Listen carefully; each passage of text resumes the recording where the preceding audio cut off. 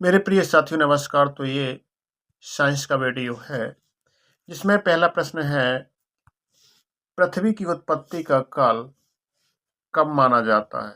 तो जो पृथ्वी की उत्पत्ति हुई वो सौरमंडल की भांति आज से 500 करोड़ वर्ष पूर्व हुई। कितने करोड़ वर्ष? 500 करोड़ वर्ष। पृथ्वी पर मनुष्यों के पूर्वज को क्या कहा जाता है? तो होमो सेपियंस कहा जाता है। होमो सेपियंस कहा जाता है। सौरमंडल क्या है? सूर्य के परिवार को हम सौरमंडल कहते हैं, जिसमें 8 ग्रह होते हैं। तो ये बुध है और ये शुक्र है, ये पृथ्वी है, नीला ग्रह के नाम से जानते हैं, जिसका ये उपग्रह चंद्रमा है। ये मार्स है यानी कि मंगल है, इसे लाल ग्रह के नाम से जानते हैं। ये बृहस्पति है, सबसे बड़ा है आकार में। इसके उपग्रह 12 चंद्रमा के रूप में है। इसे सुंदर ग्रह मानते हैं। शनि है, ये वरुण है और ये अरुण है। इसे हम सोलर सिस्टम से बाहर कर देते हैं। तो अब उपग्रह क्या है? तो समस्त टूटे हुए पिंडों को उपग्रह कहा जाता है। जो टूटे हुए पिंड होते हैं उपग्रह होते हैं, यानी ग्रह से टूट जाते उपग्रह कहलाते हैं। देख लेते हैं सूर्य का व्यास और इसका भार कितना है। भैया गए थे उसका व्यास नापने के लिए, उसका भार नापने के लिए अपने वैज्ञानिक भाई साहब गए थे। कहाँ नापो उनने? तो व्यास नापो 1393 किलोमीटर और भार नापो 2.19 इंटू 10⁻27 टन नाप लो। उन्हें तौलो तो उन्हें ले के दी तखरिया बड़ी वाली। तो 13,93,000 किलोमीटर उसका व्यास है और 2.19 × 10⁻27 टन उसका भार है। सूर्य की पृथ्वी से दूरी कितनी है? लियो गए थे जी फीता लेके नापन, बताया था ये 14.96 करोड़ किलोमीटर है। दशमलव में तक बताया थी एग्जैक्ट। तो सबसे बड़ा ग्रह कौन है? आप देख चुकते हैं कि बृहस्पति ग्रह सबसे बड़ा है। सौरमंडल में सबसे छोटा ग्रह कौन है? तो सबसे छोटा ग्रह बुध ग्रह है। पृथ्वी का उपग्रह कौन सा है? तो चंद्रमा है। आकाशगंगा क्या है? आकाशगंगा असंख्य तारों का वो विशाल पुंज जिसमें अधिकांश तारे आंखों द्वारा दिखाई ही नहीं देते। यूनानी भाषा में से गैलेक्सी कहते हैं। ये है भैया सोलर सिस्टम में बुध सबसे छोटा ग्रह। अब जब प्लूटो को नहीं मानेंगे तो बुध तो छोटा ग्रह हो ही जाएगा। आकाश गंगा, इसमें असंख्य तारे हैं जो आंखों से दिखाई नहीं देते हैं। ये आकाश गंगा है हमारी। सौरमंडल के ग्रहों के नाम बताइए। अब इन्हें सौरमंडल के ग्रहों के नाम पता नहीं है, चलो बता देते हैं हम ही भर तो होशियार धारे ही हैं बस। लियो भैया बता दो इन्हें सौरमंडल के ग्रह। बुध है, शुक्र है, पृथ्वी है, चंद्रमा, पृथ्वी है, मंगल है, बृहस्पति है, शनि है, अरुण है, वरुण है, प्लूटो गया तेल लेने। तारामंडल क्या है? कुछ तारे सुंदर आकृतियों के रूप में व्यवस्थित रहते हैं। इन आकृतियों को ही तारामंडल कहते हैं। जैसे कि तारामंडल आप देख सकते हैं, तारामंडल है। जैसे उत्तर दिशा में आप देखते हैं एक हंसिया दिखाई देता है, जिसे हम सप्तऋषि तारे कहते हैं। ये देखो तारामंडल है, ये देखो तारामंडल है। ये वो हंसिया जैसे सप्तऋषि कहते हैं। ये वो तारामंडल है, वृश्चिक कहते हैं। ये स्कॉर्पियो, ये वृश्चिक का एक ये तारामंडल है। तो ये सभी तारामंडल है। ये सभी आकाशगंगा के तारामंडलों के नाम बताइए। आकाशगंगा के जो तारामंडल है उनके नाम बताना है। चलो इन्हें नाम बता दे रहे अपन। एक ये कृतिका हो गया। ये क्या हो गया? कृतिका हो गया। ये आप ओरियन तारामंडल हो गया, ये ओरियोनी है। ये आपका स्कॉर्पियो यानी कि वृश्चिक हो गया। ये आपका सप्तऋषि हो गया। ये आपका सीरियस हो गया।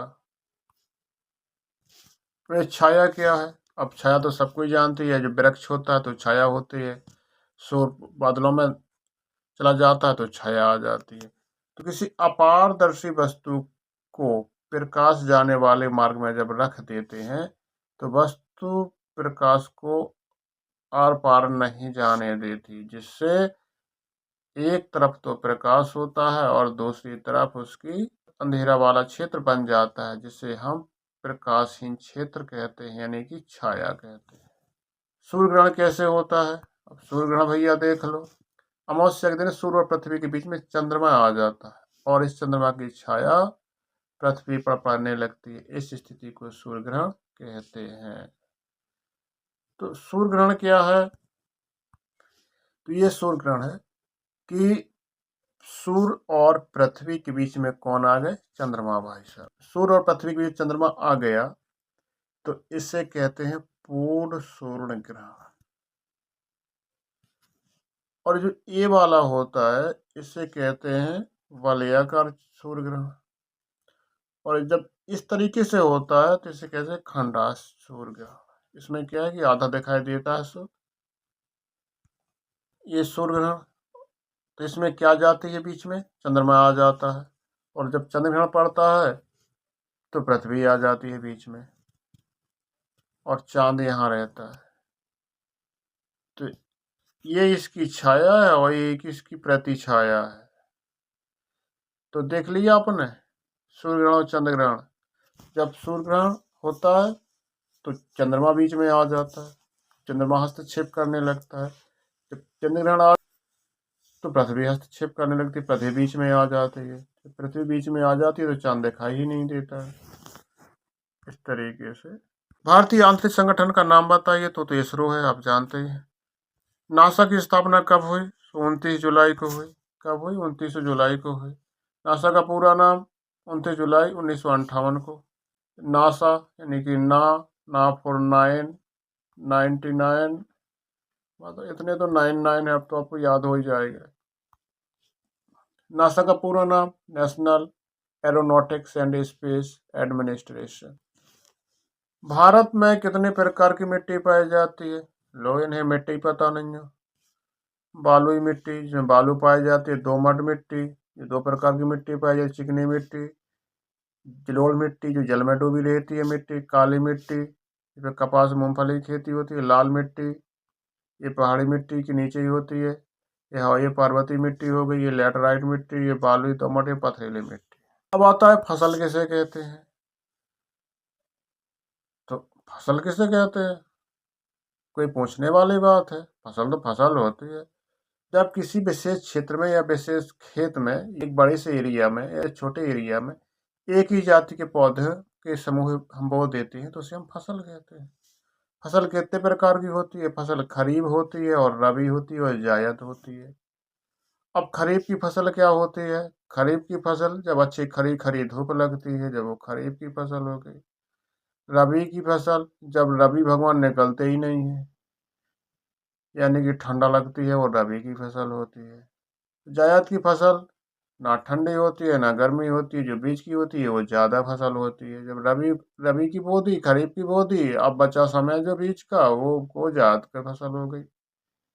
तो खरीफ में कौन आते हैं? मक्का, बाजरा, जो बरसात के दिनों बोई जाती है वो खरीफ की है। जो बरसात के बाद बोई जाती है वो रबी की फसल होती है। सिंचाई की कौन कौन सी विधियां हैं? लो, प्रवाह विधि कि सीधे सीधे पानी डाल दो, क्यारी बनाकर पानी डाल दो, कुआं बनाकर पानी डाल दो, एक रिंग बनाकर छल्ला बनाकर पानी डाल दो, या मेड़ बनाकर पानी डाल दो, या बूंद बूंद करके फुब्बारे टाइप की ड्रिप सिंचाई। तो इतनी सारी सिंचाई की विधियां हो गई। कृषि के प्रमुख यंत्रों के नाम बताइयो। आप तो बता दियो, हार है, पटेला है, बखर है, रैक है, फावड़ा है, ट्रैक्टर है, हैरो है, कल्टीवेटर है, टेबलर है। अब मृदा अपर्दन क्या है? तो मृदा अपर्दन क्या है? जब अब जैसे मृदा है, मृदा ये है, यहाँ पर हवा से या पानी की वजह से यदि ये मृदा बह के कहीं और चली जाए या उड़ के चली जाए, मृदा अपर्दन हो गया। बीज बोने की प्रमुख तथा प्राचीन विधि कौन सी है? तो जब कोई हल वल नहीं चलते थे तो छटका बैठते, तो ये छटकामा विधि हो गई। MKS पद्धति क्या है भैया? MKS पद्धति नहीं है, इन्हें पता, चलो हम बता दे रहे। तो MKS पद्धति मीटर, किलोग्राम और सेकंड, ये बड़ी पद्धति है सबसे। तो ये इसमें कार का मात्रक पूछ गया है एमकेएस में, तो कार का मात्रक तो जूल होता है। कार का मात्रक भी जूल होता है और ऊर्जा का मात्रक भी जूल ही होता है। अब लोग बल किससे कहते हैं? सुधर जाओ, इन्हें बल नहीं है पता। किसी कार्य को करने में जिस भी ऊर्जा को प्रयोग करो जा तो वही खत बल का। अब कार तुम क्या कर रहे, जैसे ट्रैक्टर ढकेल रहे, साइकिल ढकेल रहे, तो कार ही तो हो रहा। कार करने में जिस ऊर्जा का प्रयोग करते हैं उसे हम बल कहते हैं। तो अब जैसे कार की परिभाषा की, तो कार को क्या लिखेंगे? तो कार होता है बल गुणे बल की दिशा में विस्थापन। बल गुणे बल की दिशा में विस्थापन, यानी कि जिस तरफ बल लगाएंगे उसी तरफ तो बल वस्तु का खिंचाव होगा, वस्तु खिसकेगी, उसको कार होना कहते हैं। और बल क्या है? तो कार करने में जो एनर्जी लगाई जाती है, ताकत लगाई जाती है, तो बल कहते हैं। अब मान लो तुम्हें थप्पड़ मारना किसी को, तो थप्पड़ मारने में ऊर्जा तो लगेगी लगेगी, और जो गाल पर उसकी चोट पहुंचेगी वही पता है तुम्हें कितनी ताकत से कार कर लो। तो कार का मतलब क्या है? लोग कार किसी वस्तु पर लगाया गया बल और बल की दिशा में ही वस्तु का विस्थापन हो जाए तो उसे हम कार कहते हैं। तो कार क्या है? किसी वस्तु पर लगाया गया बल और जिस दिशा में बल लग रहा है उसी की दिशा में वस्तु जाए तो उसे, जैसे एक बस खड़ी है, आपने धकेल दी, वो धड़क गई, उसको कार ही तो हो गया। अब ऊर्जा क्या है? कार करने की क्षमता है ऊर्जा, तो जिसका मात्रक जूल होता है। अदिश राशि है। अब आदेश राशि और सदिश राशि क्या? सदिश राशि क्या? सदिश राशि ऐसी राशियां जिनकी एक निश्चित दिशा होती है कि ये एक निश्चित दिशा में ही लगेगा, तो सदिश राशियां हुई। अब अदिश राशि क्या कहलाती है? आदेश। आदेश जिसकी कोई दिशा ही नहीं होती है,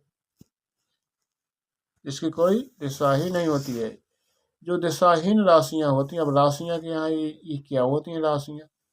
तो राशियां मीटर है, सेंटीमीटर है, किलोग्राम है और ग्राम है, ये सब राशियां ही तो है। धारा एम्पियर है, धारा है, तापमान में मतलब केल्विन है, तो सब राशियां हैं। अब यांत्रिक ऊर्जा से क्या तात्पर्य है? अब यांत्रिक ऊर्जा से क्या तात्पर्य है? यंत्रों द्वारा जो कार्य किया जाता है, जो यंत्रों द्वारा जो कार्य करने की क्षमता होती है उसे उनकी यांत्रिक ऊर्जा कहते हैं। यंत्र क्या होते हैं? मशीन होती है यंत्रों। तो यांत्रिक ऊर्जा के प्रकार बताइए। तो यांत्रिक ऊर्जा दो प्रकार की होती है, गतिज ऊर्जा और स्थितिज ऊर्जा। क्योंकि अगर यंत्र गतिशील है तो गतिज ऊर्जा होगी, यदि यंत्र स्थिर है तो वो स्थित ऊर्जा होगी। गतिज ऊर्जा क्या है? तो गतिज ऊर्जा गति के कारण उत्पन्न होती है, स्थिर अवस्था में होती है वो स्थित ऊर्जा कहते हैं। जो गति द्वारा उत्पन्न होती है उसे गतिज ऊर्जा कहते हैं। गतिज ऊर्जा का सूत्र 1/2 ऊर्जा के कितने रूप हैं? तो एक ऊर्जा होती है यांत्रिक ऊर्जा जो गतिज ऊर्जा और स्थित ऊर्जा होती है, और दूसरी रासायनिक ऊर्जा जो रसायन द्वारा उत्पन्न होती है, ताप ऊर्जा जो ताप द्वारा उत्पन्न होती है, प्रकाश ऊर्जा जो प्रकाश द्वारा उत्पन्न होती है, ध्वनि ऊर्जा जो ध्वनि द्वारा उत्पन्न होती है, विद्युत ऊर्जा जो विद्युत द्वारा उत्पन्न होती है, आवेशीय ऊर्जा जो आवेश द्वारा उत्पन्न होती है, परमाणु ऊर्जा जो परमाणुओं द्वारा उत्पन्न होती है, सौर ऊर्जा जो सौर द्वारा उत्पन्न होती है। अब पृथ्वी पर ऊर्जा का सबसे बड़ा स्रोत कौन है? तो सूर्य है। गीले कपड़े, गीली लकड़ियां, वस्तुएं धूप में रखें तो क्या होगा? हाँ हाँ हाँ, प्रश्न बनाते ही में शर्म नहीं आई है। सभी वस्तुएं सूख जाएंगी और क्या होगा? सूखने की प्रक्रिया में नमी होती है, कहाँ चली जाती है? ले ओ, सुधर गए। कहाँ चले जाएगी? जब हवा में होना डरो है तो हवा ही में चली जाए, बाओ कहाँ जाए? वायु में चली जाए। हवाओं का चलना एवं वर्षा होना किसके कारण संभव है? हवाओं का चलना और वर्षा का होना। हवा कब चले? ठंडी हवा नीचे रहे और गर्म हवा ऊपर जाए तो एक चक्र सा बन जाए। जैसे गर्म हवा ऊपर गई, ठंडी हवा नीचे आई, तो चक्र बन गई। ऐसे में क्या होती है? हवाएं चलती। ईंधन से क्या तात्पर्य है? तो ईंधन क्या करती है? ईंधन जल करके यानी दहन क्रिया कर करके हमें ऊर्जा प्रदान करते हुए ईंधन कहलाते हैं। ईंधन क्या करते हैं? जो स्वयं मतलब दहन हो जाते हैं, उनके मतलब जल जाते हैं और हमें ऊर्जा प्रदान कर देते हैं। जैसे आग जलाते हैं तो हमारी खाना बन जाती है, तो आग में क्या है? एनर्जी है। परिवहन का साधन मुख्य रूप से क्या है जिस पर सभी लोग निर्भर होते हैं? तो पेट्रोलियम है। पेट्रोलियम, पेट्रोल से बने उत्पाद भी। विद्युत ऊर्जा का उपयोग कहाँ होता है? तो ले लाइट को, इन्हें ये नहीं पता कि विद्युत को कहाँ उपयोग होता है। पंखा, machine, TV, fridge, cooler, computer, AC, DC, BC सब चलाने में होता है। बायोगैस से क्या तात्पर्य है? तो बायोगैस से क्या तात्पर्य है? गोबर गैस प्लांट से जो उत्पन्न होती है गैस, वही तो बायोगैस है। तो क्या गोबर गैस से तो उत्पन्न होगा? क्या तुम्हारी गैस से उत्पन्न हो गया क्या? ऊर्जा के सीमित स्रोत कौन है? ऐसे ऊर्जा के स्रोत जो हमारी पृथ्वी पर या सीमित मात्रा में उपस्थित हो, जिन्हें नया नहीं बनाया जा सकता है, वो ऊर्जा के सीमित स्रोत कहलाते हैं या अनवीनीकरण स्रोत कहलाते हैं। जैसे पत्थर को कोयला और पेट्रोलियम, इन्हें नया नहीं बनाया जा सकता, इनके सिर्फ भंडार है। आसवन विधि का उपयोग किस कार्य में किया जाता है? आसवन विधि का उपयोग पेट्रोलियम से मिट्टी का तेल, पेट्रोल, डीजल आदि बनाने में आसवन विधि को अपनाया जाता है।